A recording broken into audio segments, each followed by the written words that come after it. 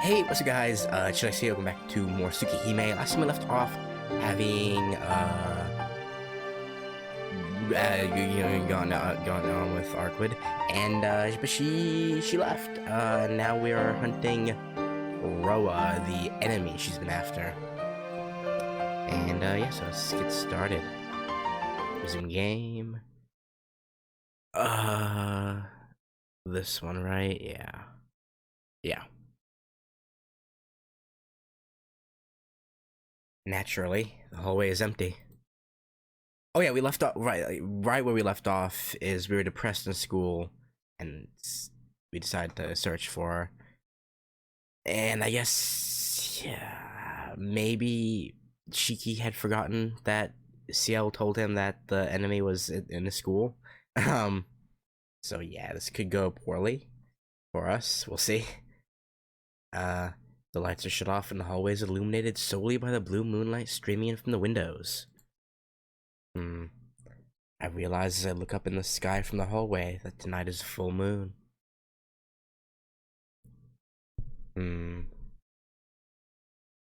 I lose myself for a moment, gazing at it. The silver moon. Delicate beauty like glass, it feels like it will crumble if I were to reach out my hand and touch it. That moon. When I was a child, I feel like I saw it in a stupor. Throb. Gah! Suddenly, the scar in my chest begins to ache. Thump. My heart skips a beat. My blood starts to circulate wildly and I can't control my breathing. Throb. I place my hand on my chest. My uniform is soaked in blood. My scar is open and is bleeding. Yeah. Thump. Panting. My breathing is out of control. A chill runs through my back and my spine painfully feels like it's going to burst open. Throb. Thump. Throb. Thump. Tap. In between my heartbeats, I hear a sound. We're gonna get murdered. Someone is coming. From the far end of the hallway, walking towards me. Tap. The sound of footsteps. Hey, Natai. There's something not right. This isn't the wild beating of my heart which comes from my body sensing danger like before. A headache runs through my head. This pain, this sense of danger is directed against me. I feel that shadowy figure is something I, Tonoshiki, must not meet. But you've met it. But okay. I breathe harder. Not even able to breathe properly, I take off my glasses. My knife is in my pocket. The figure draws closer. The moonlight seems to suggest it's a male. The point indicating death pulsates in the center of his body like a heart. All around his body are numerous lines of death covered like wires from a machine. My breathing stops. There's something wrong with my head. I don't know this figure. Even though I don't know, I can't help but feel like it resembles someone.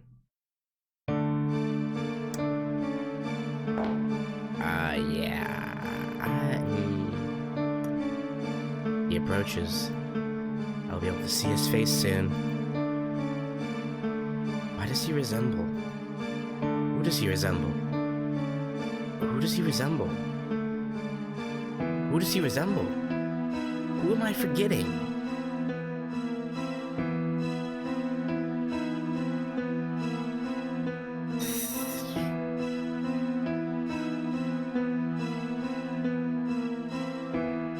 The true Tonoshiki? Or at least the boy who died, quote unquote. The death all over his body. No bloodshot eyes with an alien stillness as if the very air around us was frozen. There's no mistaking it. He isn't human. Well, the body of what was the boy anyway. not really the boy, but he draws even closer. Actually, no. I don't know. Or is the thing that attacked him and his mother 8 years ago. That makes sense, because, yeah. He headed straight in my direction, looking solely at me, smiling wordlessly. I ready my knife. The blade pops forth. He continues walking. There's no time to think or hesitate. Under the white moon, as if in slow motion, I ready my knife. He doesn't stop. Slowly, as if time stopped only for me, he easily reaches out and takes my knife, holding it upside down.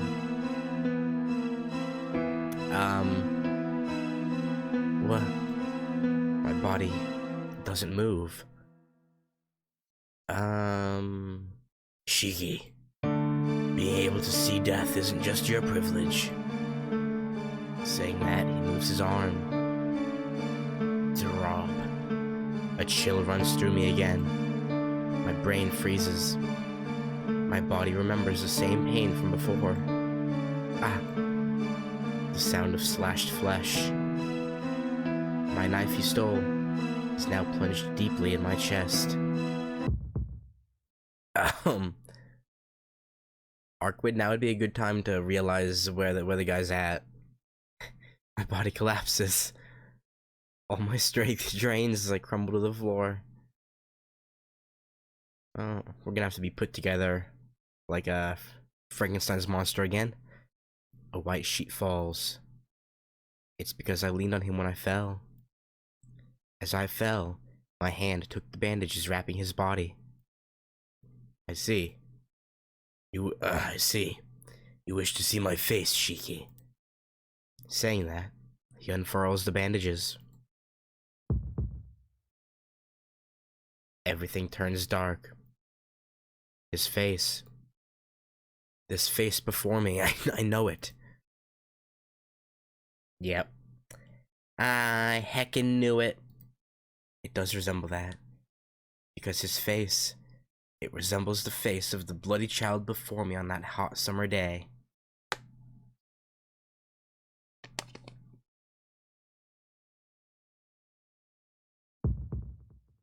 I fall onto the ground, the knife still embedded in my chest. Ow!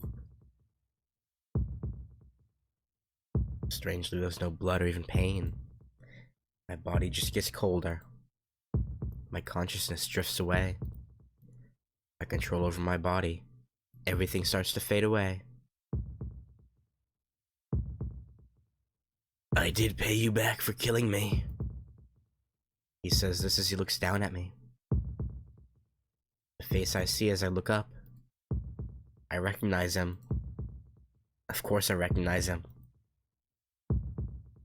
Yeah, why have I forgotten until now? When I was a kid, that other child me and Aki had played with at the mansion. Always we were together. When Akia came to play, me and him were always there to welcome her. So why have I forgotten his name until now? Shiki. That's right, Shiki. It's really been a long time. Shiki, smiles with satisfaction. Shiki. Akiha. Shiki. Akiha. Shiki. Those meaningless scribbles. That's ridiculous. Sorry, Shiki. You'll have to listen to my grudges just a little longer, so I just avoided the point of death slightly. It's not fatal, so you'll probably just stay conscious for a bit. No, it's the voice of Strang. Don't fade away that easy. The unpleasant laugh and the terrible uneasiness I felt when I faced Nero. In the midst of my fading consciousness, I realized something. He is Arcueid's enemy.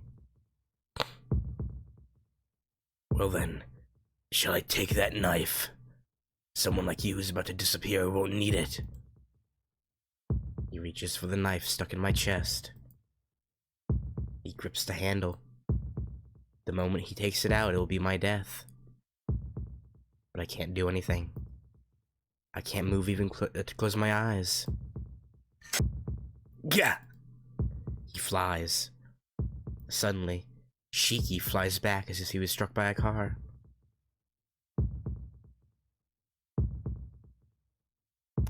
I mean, I kinda already guessed that, as you heard yesterday, but I don't really...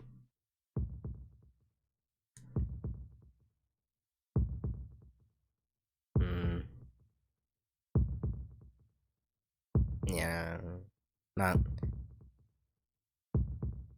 Things are... I'm not entirely sure about the, like, hows. At the same time, a black-robed figure appears. Even though this is the 3rd floor, she crashes through the glass window and makes a flashy appearance.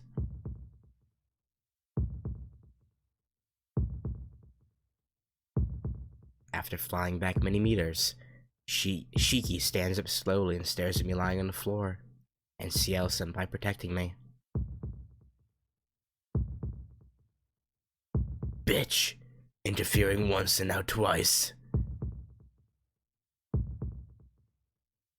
Senpai only stares back wordlessly at Shiki. He lowers himself as if to attack Senpai. And then, as if realizing something, Shiki suddenly begins to laugh. I see. That's how it is, woman. I can't believe it, but that's how it is. Interesting.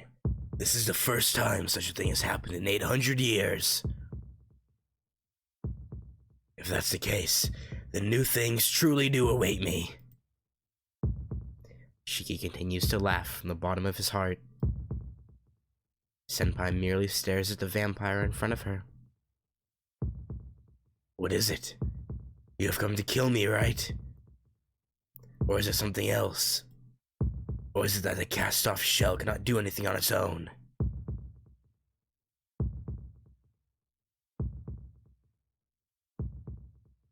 Cast-off shell. Senpai doesn't respond. She looks away from the vampire and lifts me up. Oh? That imposter is more important than cutting off the cause behind you?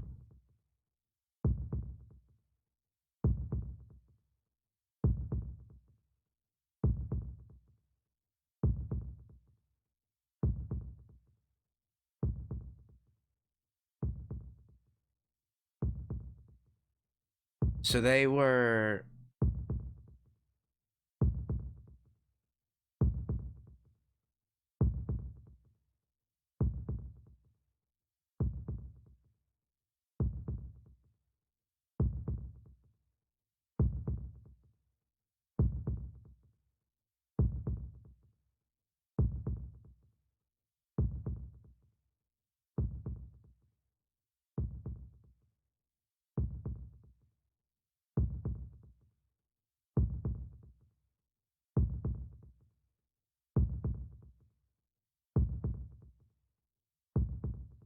I have an idea, but it seems kinda...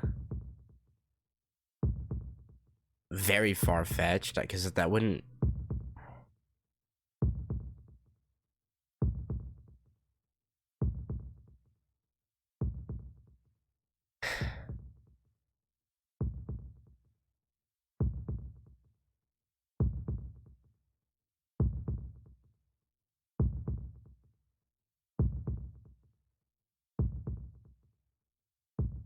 I don't know. Well, I have an idea, but I don't know. It seems kind of... But that's useless. He is beyond help. It's only payback for him living as Tonoshiki until now. No matter what, there's no healing someone whose lines of death are cut.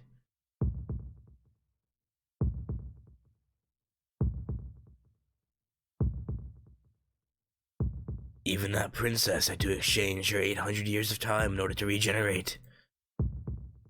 A human like him can't escape death. His voice is full of mocking laughter.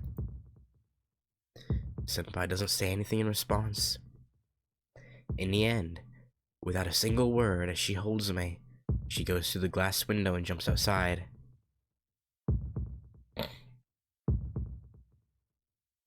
She seems to treat the height as if it were nothing. With a light step, she lands on the ground and runs from the school without even looking back. Through it all, I look only at the school building with empty eyes.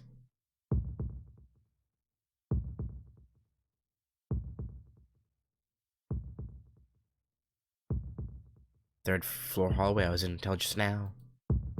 I blankly look at the vampire with long black hair as he victoriously watches us leave.